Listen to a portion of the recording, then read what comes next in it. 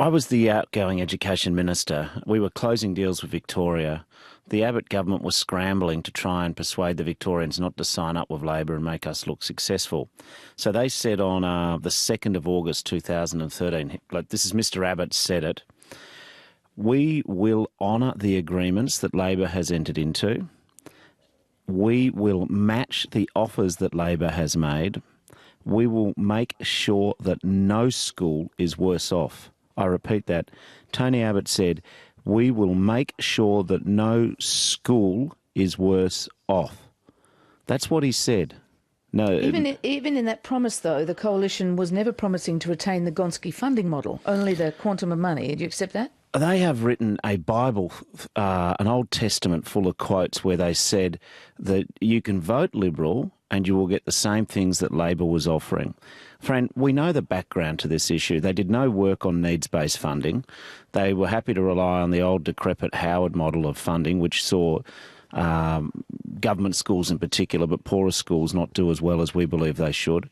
We spent years working on a new needs-based funding system.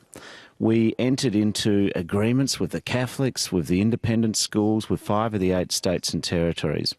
The Abbott opposition knew the one issue in this last election where Labor was streaks ahead of the Liberals in terms of the electorate was the view about who was best placed to handle education.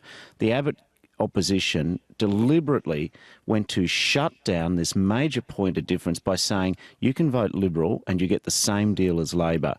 The Abbott coalition has broken their promise. They've lied.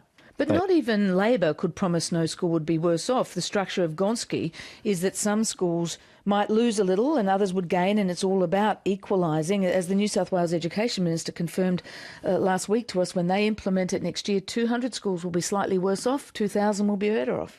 Fran, let's not try and put a new coat of paint on the Liberals' broken promise. That's true though, isn't it? No, what we said is that there would be an increase in funding for schools.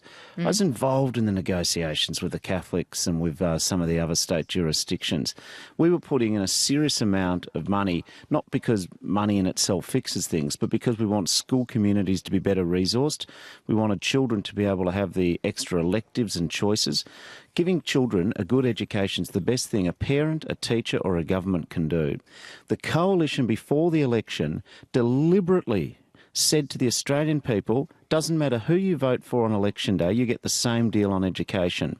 Now the government, the Coalition, has broken their promise. No amount of weasel words, and I mean, I love the latest explanation. I mean, they've had 4 or 5 explanations in the last week. One is, the government's attacked me personally. Then another day they said the media's got it wrong. Now they've given up trying to say that anyone else's view of what they said is right. What Tony Abbott said was that we're going to keep the promise that we made, not the promise that some people thought we made. Now these guys are saying we didn't hear it. Well, thank goodness there is digital recording of coalition promises, because these guys have got so much chutzpah, they'd like to pretend it never happened. It was your job as Education Minister in the last few months of the Labor government to try and sign up the rest of the states who hadn't signed yet. Now, Christopher Pyne says you failed and therefore this model is a shambles and a colossal mess. Is it fair enough to say that we can't really have a national funding model that has some states in and some states out, that is a mess? Oh, my goodness me. 8 out of every 10 school children in Australia are covered in jurisdictions which went with our system. Yeah, but the point is that's not the others. Oh, but again, I love this coalition. I mean, I say that tongue in cheek. They said before the election that they will go with the new scheme. Initially, they said if all states and territories signed up, then they retreated to saying a majority of states and territories. A majority of states and territories went with the new scheme, not to mention the 1 in 3 children covered by administrations which are not government-run education systems. 8 in every 10 children in Australia.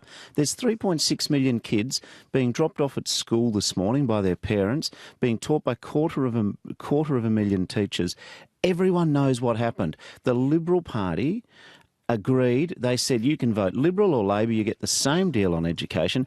The opposition, now the government, have broken their promise, and it's not a broken promise to Labor. They've broken their promise to every child, to every parent and to every teacher in Australia. And no amount of words can cover up the truth.